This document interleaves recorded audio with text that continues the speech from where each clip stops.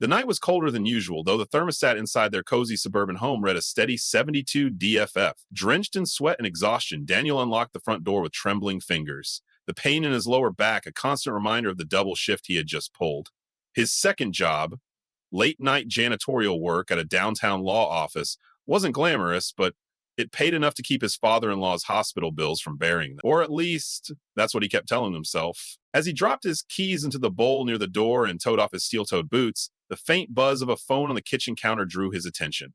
Nico's phone. The screen lit up with a message preview. You still thinking about last night, babe? Daniel stood still. His heartbeat slowed, not in calm, but in calculation. He didn't move for nearly a full minute. The name was saved as just a single letter. J, the kind of coy abbreviation someone uses when they don't want to be discovered. He could hear the shower running upstairs, her humming muffled behind the walls. He didn't pick up the phone. He didn't storm into the bathroom. He didn't ask questions. Daniel just stared at the glowing screen until it dimmed back to black. He felt nothing, then everything. The ache in his muscles, the hollow echo of his sacrifices, the empty bed he returned to most nights, all of it came crashing down in that one moment. But instead of shouting, instead of breaking, Daniel did something far more terrifying. He smiled. By the time Nico came downstairs in her robe, towel drying her hair, he was already seated at the table sipping tea like nothing had happened. Long night, she asked, moving to kiss his forehead. He nodded with a warm smile hiding the storm behind his eyes. Yeah, you. She paused for a fraction of a second. Uneventful. He watched her sip from her mug and compliment his tea, as if she weren't lying through those perfect white teeth, as if she hadn't let someone else call her babe, as if she weren't the reason his hands trembled under the table. But Daniel didn't confront her, not yet. He'd given up everything to help her father survive. Days, nights, weekends, gone. But he could still think clearly, he could still observe, he could still plan. He tucked the smile back into his chest and quietly made a decision. She'd given her loyalty to someone else. And Daniel, he was about to show her what betrayal really looked like. Daniel became a ghost in his own home, but not the kind that lingers helplessly. He moved with quiet purpose. Each action, each word was now a calculated move in a game Nicole didn't know she was playing. In the mornings, he brought her coffee just the way she liked it, 2 sugars, no cream. He asked about her day, listened attentively, smiled in all the right places. At night, he touched her gently like a man still in love. But inside, something had cracked, something permanent. He started leaving for work earlier, telling her he had extra shifts. In reality, he wasn't working at all. He was watching, waiting. He bought a cheap second phone, anonymous number, private calls to a friend from high school who now ran a modest security company. They met over a plate of fries and bitter coffee in a diner that smelled like grease and regret. Daniel laid out what he needed in cold, direct words: discretion, proof, timeline. It didn't take long. Nicole was careless. Maybe she thought Daniel was too tired, too busy, or too trusting to ever notice. She'd grown used to living without consequence. The detective provided photos first. Nico, with a mane, tall, confident, always grinning like the world owed him something. He was touching her lower back in one, whispering into her ear in another. A week later came the audio, whispered words in a car parked down the street. His voice, Jason, laughing, just a little longer. Once daddy's out, we'll say Daniel's losing it. He's exhausted, unstable. They'll believe it. Daniel listened to the recordings alone in the garage, seated in the driver's seat of his truck, his knuckles white around the steering wheel. She was just cheating. She was planning his erasure. He realized now it wasn't just betrayal, it was strategy. Nicole and Jason had already painted the picture of his collapse. The selfless husband, slowly cracking under pressure. A man too broken to hold his marriage together. A man they could make vanish. For weeks, Daniel played his part with precision. At the dinner table, he complimented her hair. When she spoke about her father's recovery, he nodded proudly. He bought wine on Fridays, pretended to forget small things just enough to sell the illusion. She was watching him too now, testing, prodding, evaluating whether the plan was working. He made sure it was. At work, he began drafting the divorce documents with a lawyer who owed him a favor, quietly transferring assets, protecting himself legally. He built his fortress brick by brick, and now, as Nicole admired her reflection in a mirror, Daniel was reinforcing the final wall. And still, every once in a while, he hesitated. There were nights he'd stand at the foot of the bed watching her sleep with a soft, dreamless expression, and a tiny voice in his head would ask, what if you're wrong? What if she's confused? But then he'd remember the recordings. He'd remember the sacrifices, working through illness, skipping promotions, selling his own father's old truck to cover a treatment her father didn't deserve. He'd remember Jason's laugh. There was no turning back now. Dino wasn't just planning a confrontation. He was crafting a reckoning. Nicole had chosen convenience over character, pleasure over partnership, and soon she would learn what it meant to underestimate the man who had given her everything. Daniel wasn't broken. He wasn't exhausted. He was wide awake. And the party was coming. The morning light spilled softly over the kitchen counter as Nicole poured herself a glass of orange juice, humming a tune Daniel didn't recognize. She wore a silk robe, his gift from 3 Christmases ago. It clung to her like memory. She didn't notice him watching from the hallway. Daniel no longer saw his wife when he looked at her. Not truly. She was an echo wearing Nicole's face. Familiar in gesture, but hollow where it counted. The woman who once whispered dreams with him in the dark was now whispering lies to another man behind his back.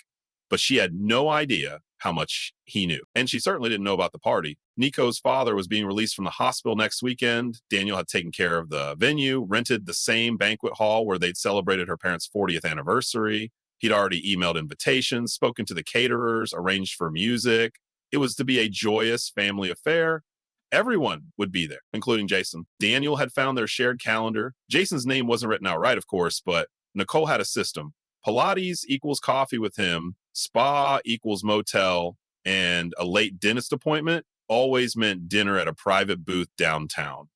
He didn't confront her, not even once. He didn't need to anymore. Instead, he played the fool to perfection. He forgot his lunch one day, dropping by her office unannounced. Nicole wasn't there. Her coworker, an older woman with tired eyes, looked up from her desk and muttered something about an off-site client meeting.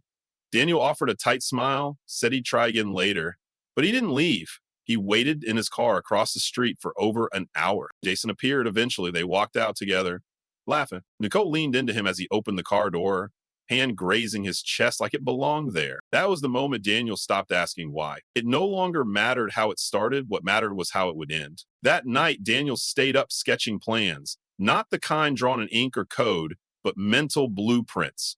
He remembered the wedding vows in sickness and in health. He had upheld them with bruised knuckles and sleepless nights, but vows were contracts, and Nicole had already breached hers. Still, something unexpected haunted him, grief. Not for Nicole's betrayal, not exactly, but for the death of the version of himself who believed love was a shield, that devotion was enough, that if you gave someone your whole heart, they'd hold it gently. He'd given her everything, and she'd use it as leverage. He found himself staring into the mirror more often, not out of vanity, but to study his own face. There were faint creases near his eyes now, tired lines carved by stress and time. But deeper than that, in his gaze, there was something new, calculation. Control, not revenge for pain's sake. Just a few days later, Daniel met with his lawyer again, this time to finalize the timing. Divorce papers printed and ready, signed and sealed in a white envelope, not yet delivered. The date on them matched the party. He had even prepared a short speech. It wasn't rehearsed, not fully, but he knew the rhythm of it.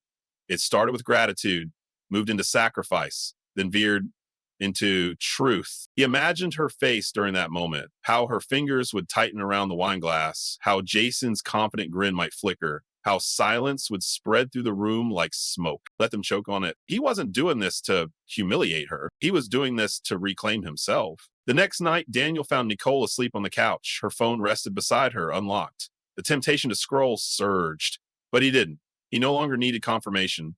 He simply watched her for a moment.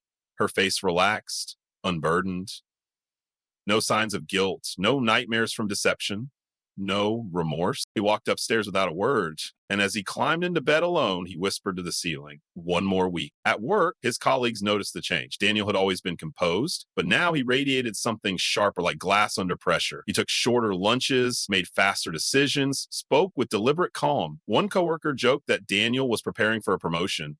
He didn't correct him. It was, in a way, a promotion into a version of himself that no longer needed validation from the people who had taken him for granted. He was shedding old skin. The final piece of the puzzle came unexpectedly. Daniel overheard Nicole on the phone. Soft voice behind a closed door. The words were low, but he caught enough. He's been quiet. I think it's working. After next weekend, we'll figure out the paperwork.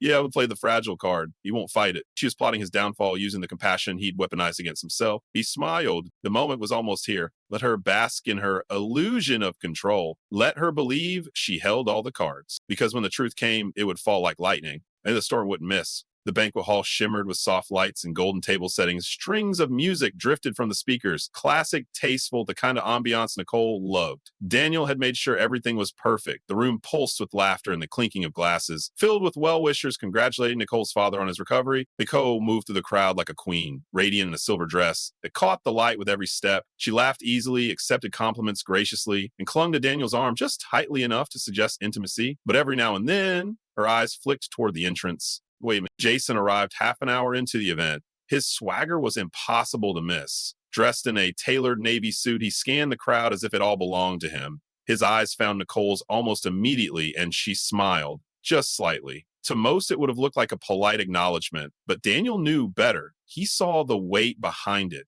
the history, the secret. Jason didn't approach them. He knew better. Instead, he mingled, strategically keeping himself within Nico's line of sight, never more than a few bodies away. A silent promise between them.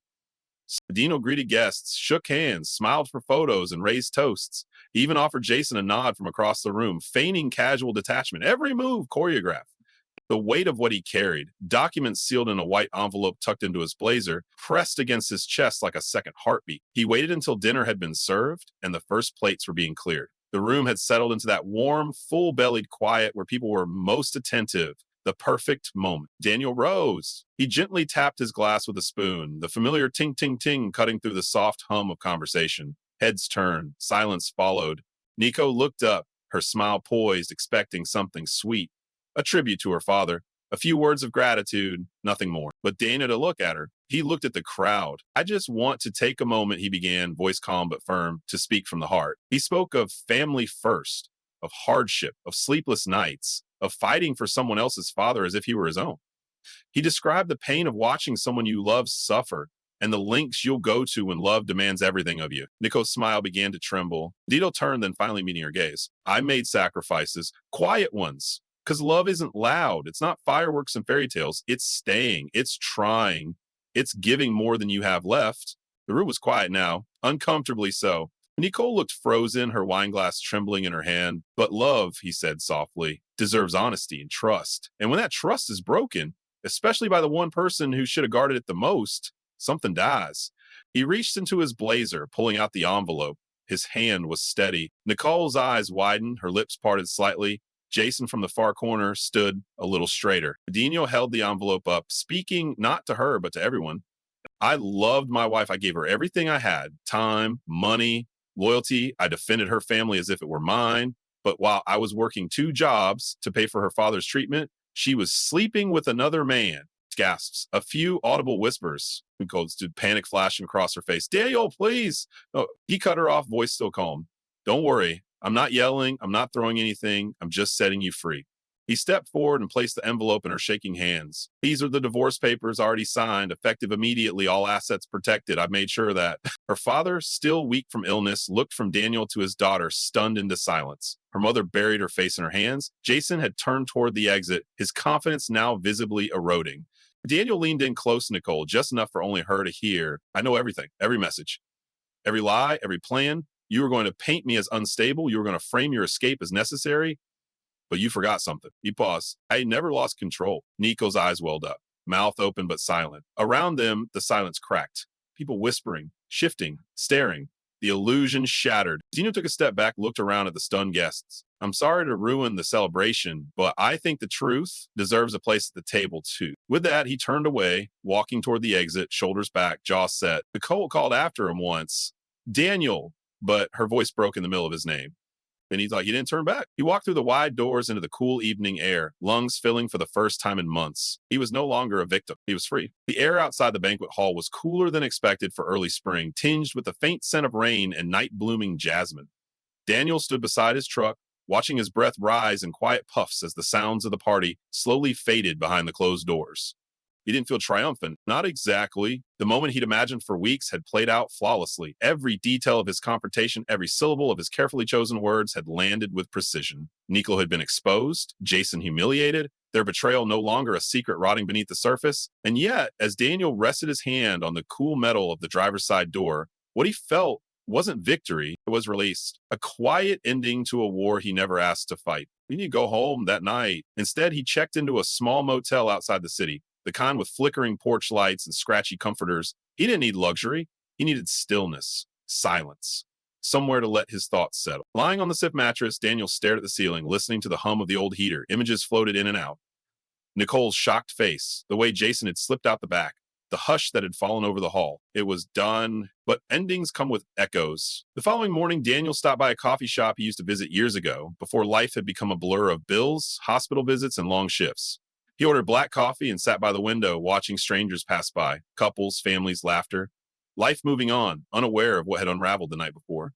His phone buzzed 3 times. Nicole, I didn't answer. The fourth buzz came from an unknown number. He declined that too. No more explanations, no more performances. They had their stage last night. Now Danny wanted something else. Peace. Later that week, the official divorce papers were filed and confirmed. Clean break. He kept the house. Nicole hadn't fought for it, maybe out of guilt, or maybe because she realized there was no case to be made. Jason hadn't been seen since the night of the party. Daniel suspected he'd run. Cowards often did when the spotlight turned too harsh. Surprisingly, support came from unexpected places. Nicole's own mother left a voicemail, voice trembling with shame, apologizing for not seeing the signs, for trusting blindly. Daniel didn't return the call, but he saved the message. It meant something, validation perhaps, or simply acknowledgement that he wasn't crazy, that what he endured was real. 3 weeks after the party, Daniel ran into someone at the hospital cafe, Emma, a nurse who had looked after Nicole's father during his treatment. She was kind, sharp-witted, and always had a warm smile tucked beneath her serious demeanor. They talked for a while about nothing and everything. She didn't mention the party, but before he left, she said, I heard things happened, just wanted you to know. Some of us saw you, the real you, even when she didn't. It was the first time Daniel had smiled in days. Not out of sarcasm, not for show. A real smile. He wasn't ready for a new relationship, not yet. But for the first time in a long time, he wasn't mourning the past. He was looking toward the future, not with bitterness, but with clarity. He wasn't defined by betrayal. He was shaped by how he chose to respond to it, with restraint, with dignity, and with the quiet power of truth. And maybe, just maybe when he was ready, he'd call Emma, not out of need, but because healing didn't have to be lonely. The storm had passed, and somewhere beyond the clouds, the sky was beginning to clear.